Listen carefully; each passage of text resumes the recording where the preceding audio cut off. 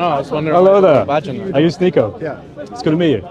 I'm a Christian. Do you mind if I have a dialogue? Hi, brother. Hello. We got a Christian but ethno-nationalist over there. Will you be interested? You know who? Guy with the ribbon. And I'll show you a bit, maybe. yeah. Oh. He looks Jewish up there. Hey, let's talk. Sure. You Sure. So I was wondering what your perspective was about the preservation of the Bible and the Quran. Right. The Quran has never been changed. Never been changed. So there's only one Quran. Yeah, there's only one version of the Quran. Only one version of the Quran. Yeah, and since then, like, people have been able to recite it, even if all the Qurans were burned, we'd be able to. Right. Because the oral tradition, you know exactly what it is, so you can recite it. Oh, I can't recite it, but people can Others memorize can. it. Yeah. Right. Yeah, brothers can. So do you accept that there's 10 qira'at of the Quran, 10 different readings? Sure. Okay, but those 10 different readings are obviously different, right? Okay. So if they're different, then there's not one Quran, there's 10 Qurans. Okay. So do you take that back, that there's only one Quran? That's the first time I've heard that. Well, no, I said it to you, you accepted it, so I assume you know about it, right? You're not just taking my word for it. What are the 10 versions? No, so there's different recitations, just like there's different accents. There's a British accent, there's a Texas accent, there's an English accent. They're not accents. Different accent. Who are you gonna believe, a Muslim or a Christian? So, Really? Is that what it boils down to? Just believe. the difference between the Qur'an? Like, Yeah, of course. So there's a famous one. Muhammad Hijab will tell you this, because I had a chat with him about it. So you have, in Surah Al-Fatiha, you have Ayah 4, I think it's Ayah 4. It's Ayah 4, my son. Yeah, so Maliki al-Madin or Maliki al-Madin, owner or king in Arabic. They're two different words. So if you want to read up about this, you can get a book called The 10 Qira'at of the Noble Quran by Dr. Fidel Suleiman, who worked for the Bridges Foundation in Cairo, which is a Dawah Institute. And he's wrote a book about it, where he translates the Quran into English, but not just in one reading, he does it for all 10. So you can read the differences in the Quran for all different 10 valid readings according to Islamic scholars. Great. Cool. So do you accept then that the Quran is not perfectly preserved? Because No, it's not one I'll Quran? read that book and I'll see if that's the case. It's the first time I've heard that. Okay. Well, all right. I think you can see the point that the Quran isn't perfectly preserved, as far as I'm concerned. Okay. That's according to you. Well, that's according to the scholars I quoted. I mean, you can ask Muhammad Hijab, he has the same view. Because the question is, which one is divinely revealed? Is it Yeah. king or is it Well, it gets a bit which more one is the- complicated because there's supposed to be 7 aluf. Also, keep in mind that you guys are Christians. You guys misinterpret everything. Okay. would So we that's take called ad hominem. Why would we That's take called your ad hominem. interpretation? That's you not- think So a man is God. Whoa, would that's we ad take- hominem. Ad hominem. why would we Calm take down. your- Calm down. No need to attack someone. No, I mean, It's just it's ad just hominem. common sense. Ad hominem means against them. It's a fallacy that people use in debate when they can't actually address the point. I'm having a So conversation. let's I'm not address the point. debating. I'm having a conversation. So according to Islamic Sunnah, the Hadith, Muhammad says there is 7 viable different ways that you can recite the Quran. They're called the Aruf. I can get the Hadith, it's Sahih al-Bukhari and others as well.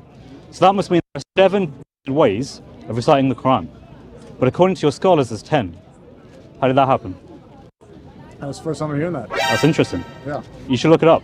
Because what people are saying is that actually, Uthman, you know Uthman canonized the Quran. Do you know about that canonization process? No. What's that? Okay, so the third caliph, People like that. yeah, so Uthman put together a committee around 652 time to around 656. And he put together this committee to collect different Quranic materials from different places, because there were reports of people arguing about what the Quran was, because they differed. He then decided to standardize it into one Qurayshi dialect, to one standard reading. And then he burnt all the other Quranic materials and he sent it out to the 5 different cities. So you had Kufa, Sham, Medina, Mecca, and so on. My point is that if there's meant to be 7 readings, where are they? I don't know. Where do you think they are? I think they were destroyed. I think that 6 out of 7 valid readings for your Quran are destroyed and they're not preserved. They are within all the recitation we have today. 6 out of 7 is a majority. Listen, It's a vast listen, majority. listen. Who do you think destroyed They them? are This is all my good friend within- Sam. all within- He's a good guy. Yes. Love him. Absolutely love Who do you think destroyed them? Uthman. Why do you They are within. I don't know. We don't know. I mean, it's a scholarly question. We don't actually know what Uthman destroyed. It just says that there were Quranic manuscript material that was destroyed. It was burnt, but they never elaborate on what that was.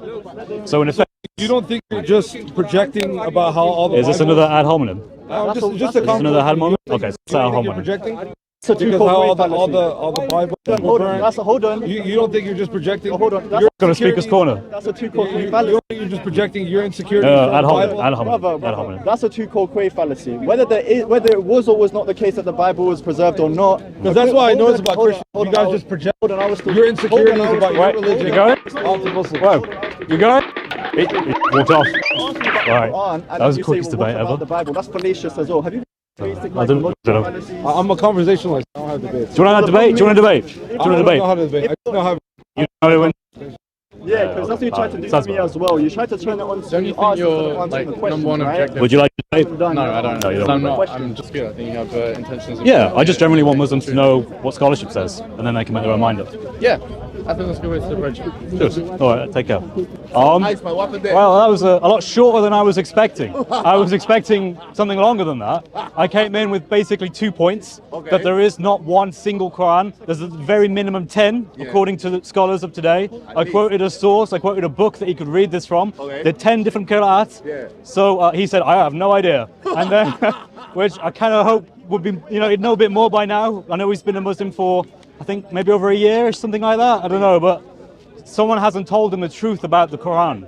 He's been told, and he told me straight at the beginning, there is one perfectly preserved Quran. But when I said, actually, here's some evidence to the contrary, it all fell apart, which is a shame, really. I hope that Sneako actually goes back and looks at these claims and does his own study of the evidence, because the evidence is overwhelming, and it comes from Islamic scholars. That's the funny thing. I'm quoting him, Islamic scholars, and he's like, well, I don't want to know this, so and then he leaves. He walks away, which is a shame.